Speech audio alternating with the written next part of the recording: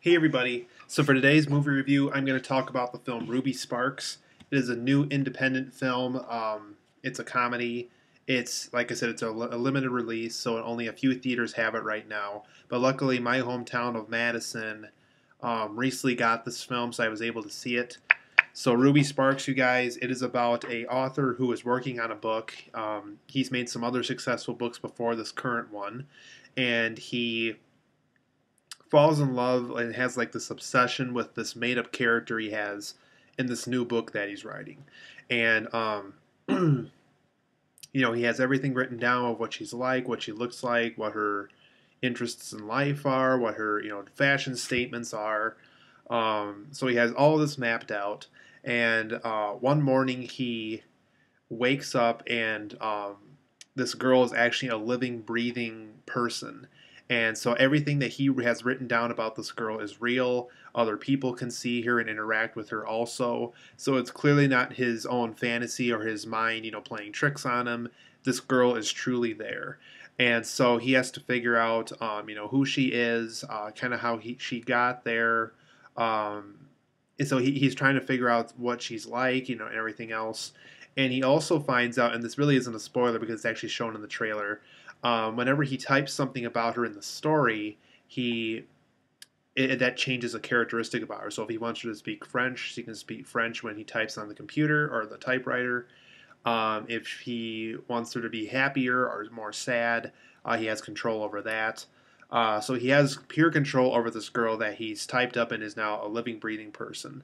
And so he shows her to, like his brother, his parents, his friends, people he's worked with in the publishing department for his book. So it's all over the place. And so this Ruby Sparks, she's getting everywhere, and it gets to the point where even Ruby herself finds out about this, trick that he has, and they have to figure out, what will work, what does Ruby want, what does the author want. So just like a real relationship, there really isn't an escape for this author. He has to go through some of the same things that certain people would go through during real relationships. So anyway, guys, Ruby Sparks, it's a very enjoyable film. I like it a lot. It's really unfortunate that it only has a limited release because I think it could do very well if it had a wide release. It's just a very well done film that you'd almost have to be crazy not to like. There's a huge cast of this. We have Paul Dano, Zoe Kazan, Annette Bening, Antonio Banderas, Steve Coogan. Just this huge cast, and it's really unfortunate, like I said, that it only got a limited release.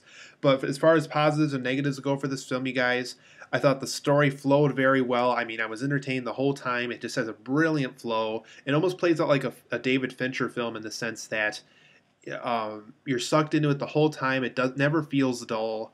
It feels like a David Fincher dialogue driven, beautiful, flowing movie. Ruby truly feels like a real and a fictitious character in the same time, and that's a good thing because she's real and off the page and is living and breathing in our world around us. I think it is important that she was able to have these real characteristics about her that real women would have. And I also liked how there was a lot of fictitious things about her. I like how her dresses stood out. They were kind of these little over-exaggerated outfits that you don't get to see on a lot of girls. A lot of her features stood out. They were colorful. Her hair was very bright red. Her dresses were always like bright red or bright purple or bright blue. Her shoes, I don't even think she had shoes. She had like a special kind of sandals on. So she was a very colorful girl, and there was just a lot of characteristics about her that you would feel like you're talking to this character from a book. And so there was just a lot of things that this director did with this movie that really makes this character stand out. There was just several great acting performances in this film. This is a film where I guarantee you will not walk away thinking somebody did bad in this movie, because all the acting performances were spot on in this. The brother was great. Paul Dano was great. Zoe Kazan was great. The parents were great, played by Antonio Banderas and Annette Bening. Steve Coogan as the publisher was very good. It was just one of those films where I was just blown away by all the acting performances. It was just very well done. One performance that really stood out to me was Antonio Banderas. Like every scene he was in, he took over the screen and it just lit the screen up, and it was just so good. He was just so funny. Like everything that was meant to be funny from him in this movie was funny. So if you love Antonio Banderas, this is definitely one not to miss because he really stands out on the screen in this movie whenever he's on screen. The script was just, like I said, very impressively written. I felt like I was watching a very well done, well thought out professional movie. Um, it's just one of those films where, like I said, you will just be blown away by just how well written it is. Um, I already talked about this, but like I said, I just love Ruby's colorful outfits, her very colorful personality in some ways, and she was just a very interesting character to watch, and it was just really interesting to see this man's made up creation play out in real life if she was this real person.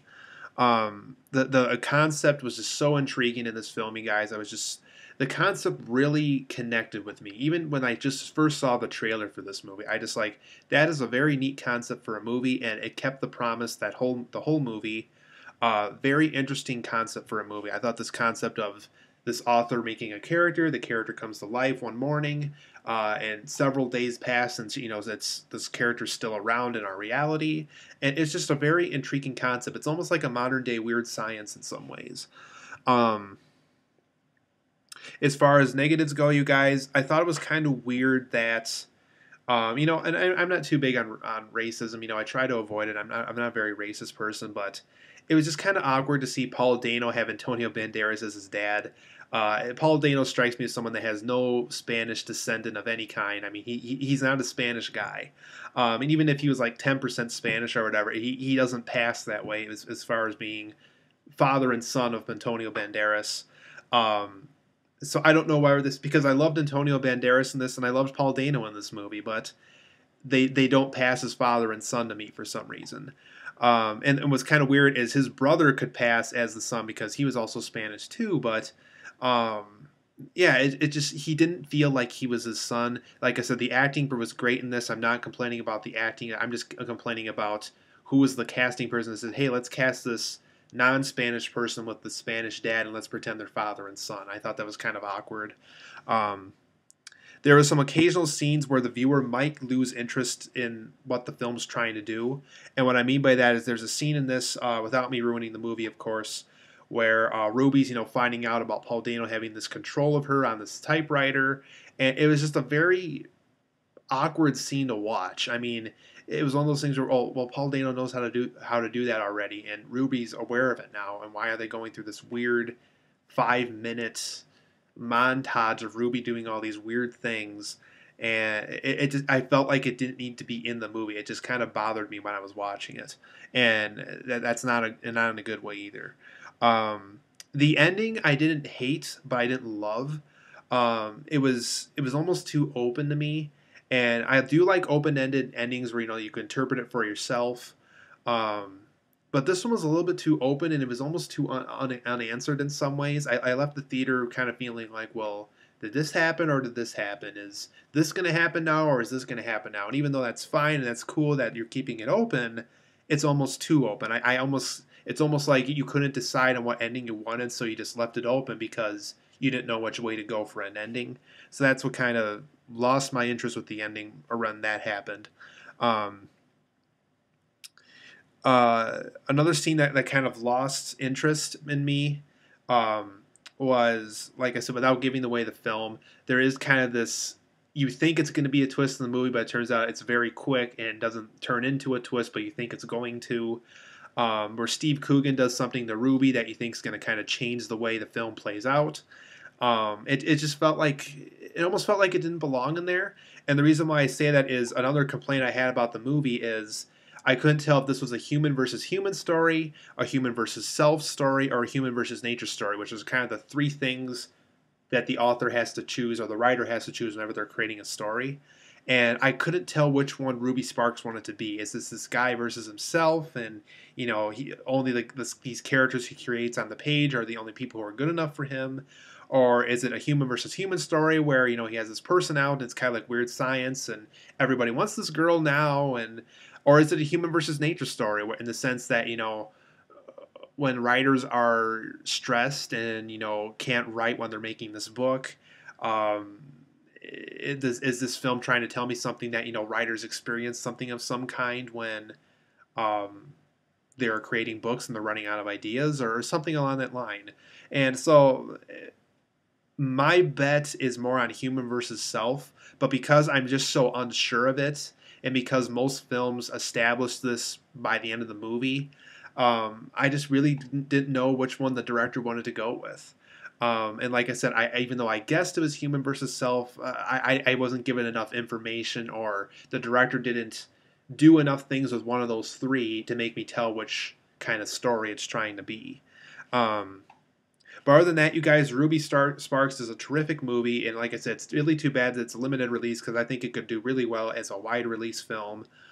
Just very good, very well written, very well acted. If you're looking for a neat concept in a film, this is definitely the film to go see. I would even put this film up there next to Dark Knight Rises and Ted and Avengers as possibly one of the best films of the year right now. So Ruby Sparks, you guys, a 9 out of 10 for me. I love this. Um, it could have done, like I said, a little bit more when it came to the negatives to make me earn it a 9.5 or a 10. Yeah, I need to do a lot more in order to get a 10, but 9 out of 10 for me. That's still very good for my views. So Ruby Sparks, you guys, like I said, very good film. Make sure you see it if it's playing in your hometown somewhere. And I highly recommend this film, you guys. It's a very good one to watch.